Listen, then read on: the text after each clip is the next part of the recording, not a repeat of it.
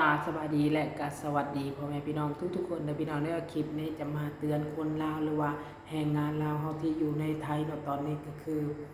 ตำรวจเพิ่นเอาจริงและคนไทยก็เอาจริงแล้วก็คือถ้าเขาพบเห็นคนลาวหรือว่าแรงงานต่างดาวไปแย่งอาชีพคนไทยงานนี้โดนแน่นอนเนาะก็คือเพิ่นมีเบอร์ให้แจ้งตำรวจเนาะพี่น้องล่าสุดก็คือไปจับอยู่ที่ตลาดสีมุมเมืองเนาะพี่น้องป้าถูกจับไป20 กว่าคนแล้วคนไปเบิ่งคอมเมนต์เขาบอกว่ามีหลายกว่านั้นอีกเนาะพี่น้องหรือว่ามีเยอะกว่านั้นมีเยอะมากกว่า20 คนที่จับไปเนาะมีทั้งแรงงานลาวมีทั้งแรงงานกัมพูชามีทั้งแรงงานเมียนมาเนาะพี่น้องเนาะรวมกันแล้วประมาณ20 คนเนาะพี่น้องป้าหรือว่า20 คนป้าตัวเนาะอันนี้ก็คือน่าจะแมนคนที่บ่มีใบอนุญาตหรือว่าเฮ็ดเวียกบ่ตรงกับที่แจ้งบ่หรือว่าจังใดก็บ่ฮู้หรือว่าบ่มีอีหยังเลยหรือว่าจังใดก็ยังบ่ฮู้เนาะพี่น้องเนาะก็คือตำรวจเพิ่นจับไปกองไว้แล้วประมาณ20 คนเนาะหรือว่า20 คนพี่น้องเนาะล่าสุดอยู่ตลาดสีมุมเมืองเนาะพี่น้องเนาะก็คือข้อยก็บ่ฮู้หรอกว่าตลาดสีมุมเมืองมันอยู่ไสเนาะพี่น้องยังบ่เคยไปจักเทื่อเนาะพี่น้องแต่ว่าเห็นในข่าวเนาะพี่น้องเนาะก็คือมีประชาชน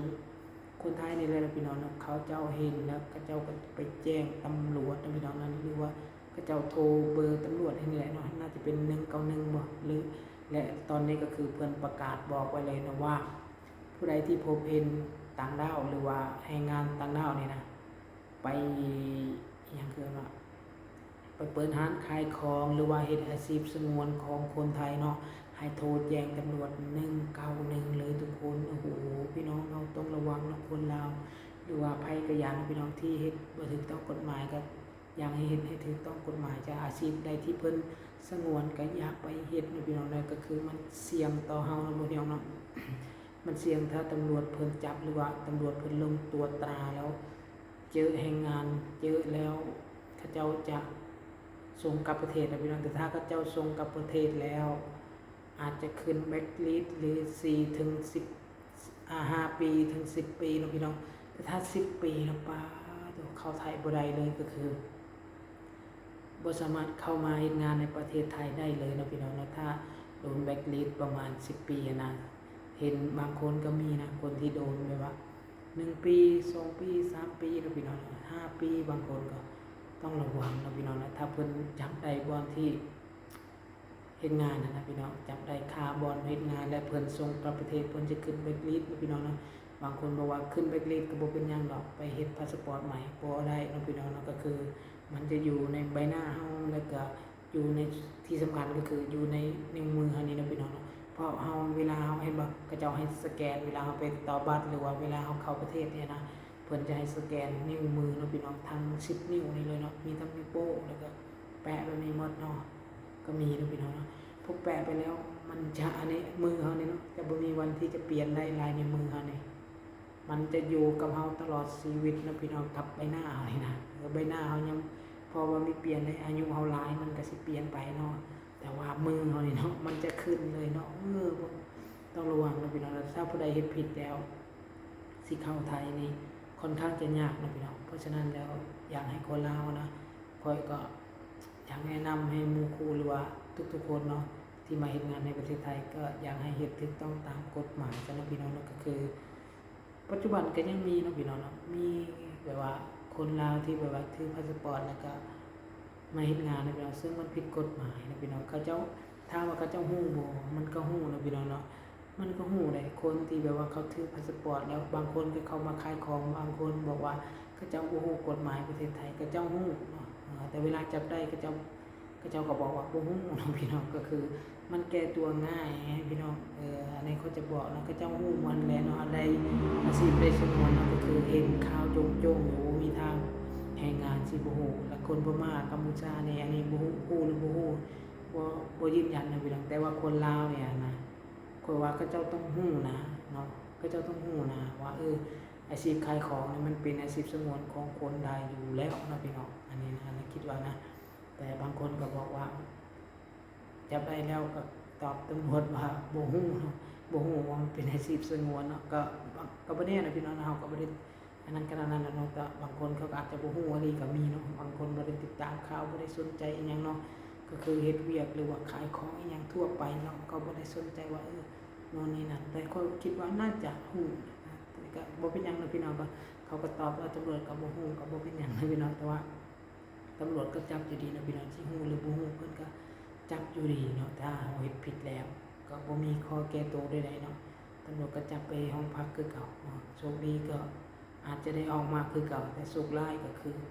ได้ส่งกลับประเทศลาวและขึ้นแบล็คลิสต์และห้ามเข้าประเทศอะไรนะพี่น้องห้ามเขามาให้เวียนในประเทศห้ามเข้าประเทศทุกกรณีนี่ก็คือยากในประเทศไหนที่เขาทำทางธรรมชาติมันก็ยากได้สิบอกให้เนาะเข้ามาแบบว่ามันบ่ง่ายเลยนาทีจะเข้ามาแล้วบ่มีพาสปอร์ตบ่มีหยังมันค่อนข้างจะลำบากนะพี่น้องจะไปใส่มาใส่ญาติตำรวจเนาะคนผ่านมาหมดแล้วเนาะแต่ก็สำหรับบางคนที่เข้าไปว่าบ่ญาติก็บ่เป็นหยังนะบางคนก็อยู่ไทย10 ปี20 ปีแล้วฮู้จักวิธีไปที่มาเนาะแต่บางทีก็อาจจะบ่รอดคือกันนะพี่น้องนะแต่ปัจจุบันเนี่ยแต่10 ปีขึ้นหลังโอ้ยเนาะคนบ่มีบัตรลายแต่ปัจจุบันนี่ก็เจ้าจะค่อนข้างจะถือพาสปอร์ตเนาะก็คือคนส่วนหลายแล้วบ่อยากจะทิ้งพาสปอร์ตเนื่องจากว่าทิ้งพาสปอร์ตแล้วกลับไปเฮ็ดพาสปอร์ตนี่ยากเองเนาะพี่น้องเนาะก็คือแบบว่าสมมุติพาสปอร์ตเก่ายังบ่หมดอายุแต่ว่าไปเฮ็ดพาสปอร์ตใหม่มาอีกแล้วก็เจ้าก็บ่อยากเฮ็ดให้ถ้าเฮ็ดบ่อยๆนะพี่น้องถ้าเฮ็ดครั้ง2 ครั้ง3 ครั้งนี่ก็พอได้แต่ว่าเฮ็ดหลายๆแล้วบ่ได้นะพี่น้องมันยากก็เจ้าบ่อยากเฮ็ดให้คือเที่ยวแต่เฮ็ดพาสปอร์ตเนาะมันเขาบ่อยากออกพาสปอร์ตให้นะพี่น้องเราประมาณนี้นะก็คือได้ยินอยู่เนาะอันนี้ก็ฝากถึงคนลาวเตือนเนาะเตือนก็ว่าได้นะพี่น้องอาชีพใดที่สงวนบ่ว่าจะเป็นส่วนหลายก็จะเป็นขายของนี่แหละพี่น้องเนาะขายของนี่ก็คือเปิดร้านขายของเป็นของตัวเองนี่บ่ได้เลยนะพี่น้องเนาะก็คืออยู่ลาวเฮาได้เนาะอยู่ลาวเฮาก็ว่าบ่ฮู้นะเขาอาจจะเฮ็ดถูกต้องตามกฎหมายอยู่ลาวก็มีทั้งคนเวียดคนจีนเนาะมาขายของแข่งกับคนลาวเฮาเนาะบางทีคนลาวเฮาสู้บ่ไหวในการขายของเขาเจ้าก็ปิดตัวลงไปนะพี่น้องเนาะส่วนหลายแล้วถ้ามีเวียดมีจีนยังเปิดแข่งกับคนลาวจะสู้บ่ไหวเนาะคนเวียดเขามีทุนหลายเขาเฮ็ดแบบว่าเขาขายกินราคาน้อยๆกินกำไรน้อยๆเนาะเขาบีบให้แบบว่าสมมุติเขาปล่อยสมมุติเขาขายรถเจ้าปีนึงนี่เนาะเจ้าก็อยู่บ่ได้แล้วเนาะประมาณนี้จะบ่มีกำไรบ่มีคนซื้อเจ้าก็อยู่บ่ได้แต่เวียดมันจีนมันเงินมันหลายเนาะต่อให้ขายรถราคาสักปีนึงหรือว่าเดือนนึงเพื่อสิล่มให้อันนั้นเนาะเฮ็ดให้คนลาวล่มก็เป็นไปได้นะพี่น้องนะก็คือเฮ็ดให้คนลาวขายบ่ดีเนาะแต่ว่าเฮ็ดให้ว่าง่ายคือดึงลูกค้ามานะพี่น้องนะเขาขายถูกกว่าคนลาวนะประมาณนี้เนาะก็คือเขาเห็นนะแต่ก็มันก็ขึ้นอยู่กับลูกค้านะพี่น้องถ้าว่าดีบ่มันก็ดีเนาะก็ดีกับลูกค้าดีกับคนไปซื้อนะพี่น้องแต่บ่ดีกับคนที่ทำมาค้าขายนะทำมาค้าขายก็คือเตรียมล่มอย่างเดียวเนาะแต่ถ้าเวียดเปิด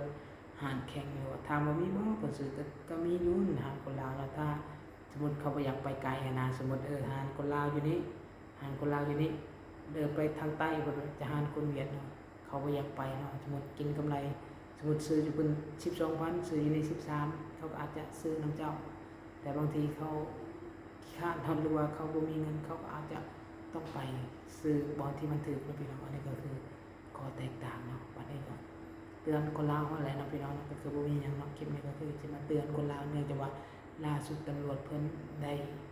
ปฏิบัติหน้าที่หรือว่าไปจัดการแรงงานต่างดาวเนาะอยู่ที่ตลาดซีเมืองนะพี่น้องเนาะก็ระมัดระวังกันเด้อทุกคนเด้อบ่ว่าจะแม่นภัยก็อย่างเนาะผู้ใดที่เฮ็ดเวียกถูกต้องตามกฎหมายก็ต้องระวังนะเพราะว่าช่วงหลังนี้เพิ่นจะกวาดล้างอย่างหนักแล้วนะทุกคนนะเพิ่นเอาจริงเลยนะระวังเด้อทุกคนเด้อผู้ใดที่บอกว่าบ่ญาติระวังเด้อเพิ่นเอาจริงแล้วได้มีหนาวๆร้อนๆแล้วเนาะประมาณนี้เนาะพี่น้องนะขอบคุณกับใจทุกๆคนที่เขาไปเบิ่งคลิปขอนะพี่น้องแต่ต้นจนจบเนาะขอบคุณหลายๆขอบใจทุกๆคนเลยพี่น้องบ๊ายบาย